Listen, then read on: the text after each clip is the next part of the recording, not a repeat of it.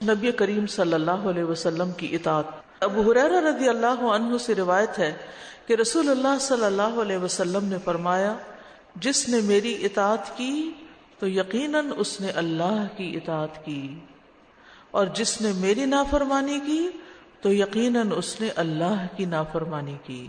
تو اس سے پتہ چلتا ہے کہ رسول اللہ صلی اللہ علیہ وسلم کی نافرمانی کوئی معمولی گناہ نہیں ہے، کوئی معمولی چیز نہیں ہے، کیونکہ آپ نے جو کچھ ہمیں بتایا وہ اپنی طرف سے نہیں تھا، بلکہ اللہ سبحانہ وتعالیٰ نے ان کو سکھایا تھا۔ اور اطاعت کا مطلب ہوتا ہے کہ جس چیز کا حکم دیا گیا ہے اس کو بجا لانا، اور جس سے منع کیا گیا اس سے بچ جانا، اور اس کا اپوزٹ نافرمانی ہوتا ہے۔ قرآن مجید کی متعدد آیات اس کی اہمیت کی طرف اشارہ کرتی ہیں۔ مثلا سورۃ النساء میں آتا ہے من یطع الرسول فقد اطاع اللہ، جس نے رسول کی اطاعت کی تو اس نے دراصل اللہ ہی کی اطاعت کی۔ اور پھر یہ اطاعت بڑے بڑے احکامات میں تو ہے ہی ہے، جیسے نماز، روزہ، حج، زکوٰۃ وغیرہ میں، یا حقوق العباد کی بعض باتوں میں، لیکن چھوٹی چھوٹی چیزوں میں بھی آپ صلی اللہ علیہ وسلم کے طریقے پر چلنا ضروری ہے۔ آپ کی پسند کو اپنی پسند بنا لینا یہ بہترین کاموں میں سے ہے، کیونکہ رسول اللہ صلی اللہ علیہ وسلم بہترین اسوہ حسنہ تھے، اللہ کے محبوب تھے، تو پھر ہمیں بھی اللہ کی محبت پانے کے لیے آپ جیسے اعمال کرنے چاہیے۔ صحابہ کا طریقہ یہ تھا کہ جو چیز نبی صلی اللہ علیہ وسلم پسند کرتے تھے وہ بھی پسند کرنے لگتے تھے۔ جیسے حضرت انس کہتے ہیں کہ ایک آدمی نے رسول اللہ صلی اللہ علیہ وسلم کی دعوت کی تو میں بھی آپ کے ساتھ چل پڑا، آپ کے خادم تھے، آپ کے ساتھ رہتے تھے۔ آپ کے سامنے شوربہ رکھا گیا جس میں کدو پڑے ہوئے تھے، رسول اللہ صلی اللہ علیہ وسلم اس میں سے کدو کھانے لگے، آپ کو کدو بہت پسند تھا۔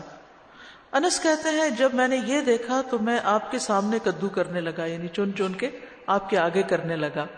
انس فرماتے ہیں کہ اس کے بعد میں ہمیشہ کدو پسند کرنے لگا۔ جو کھانا بھی میرے لیے تیار کیا گیا اور جتنا مجھ سے ہو سکا میں نے اس میں کدو کو ضرور شامل کر لیا۔ تو یہ ایک چھوٹی سی مثال ہے ایک صحابی کی کہ کس طرح وہ صرف دین کے احکامات میں نہیں بلکہ آپ کی ذاتی پسند ناپسند کو بھی محبت کی وجہ سے اختیار کر لیتے تھے۔ پھر اسی طرح ابن عمر کہتے ہیں کہ میں نے ان دو رکنوں، رکن یمانی اور حجر اسود کے استلام کبھی نہیں چھوڑا جس وقت سے میں نے رسول اللہ صلی اللہ علیہ وسلم کو استلام کرتے دیکھا، یعنی میں اس کی پابندی کرتا ہوں۔ پھر اسی طرح یہ ہے کہ صرف اطاعت ہی نہیں بلکہ جن چیزوں سے آپ نے روکا ہے ان سے رکنا بھی ضروری ہے، اور کسی معاملے میں آپ کی مخالفت نہیں کرنی چاہیے کہ آپ اس راستے پہ جا رہے ہیں اور ہم کسی اور راستے پہ چل پڑیں۔ نبی صلی اللہ علیہ وسلم نے فرمایا جس نے میرے طریقے سے بے رغبتی کی وہ مجھ سے نہیں۔ ہم بے شک کہتے رہے ہم آپ کی امتی ہیں، امتی ہیں، اگر امتی ہیں تو پھر آپ ہی کو فالو کرنا چاہیے، پھر اپنے نفس کو یا کسی اور اسکالر کو یا کسی اور بڑے کو تو نہیں دیکھنا چاہیے۔ پھر اسی طرح یہ ہے کہ صحابہ کرام کا طریقہ یہ تھا کہ آپ سے جو بات بھی سنتے تھے فوراً بجا لاتے تھے، یعنی دیر نہیں کرتے تھے۔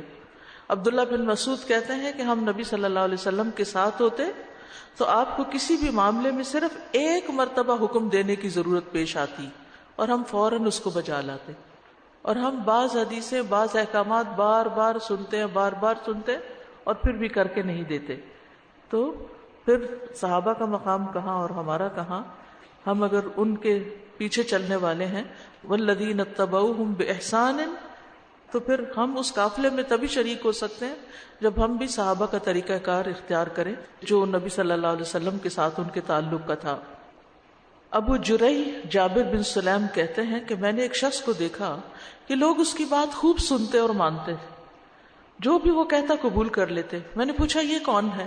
انہوں نے بتایا یہ اللہ کے رسول ہیں۔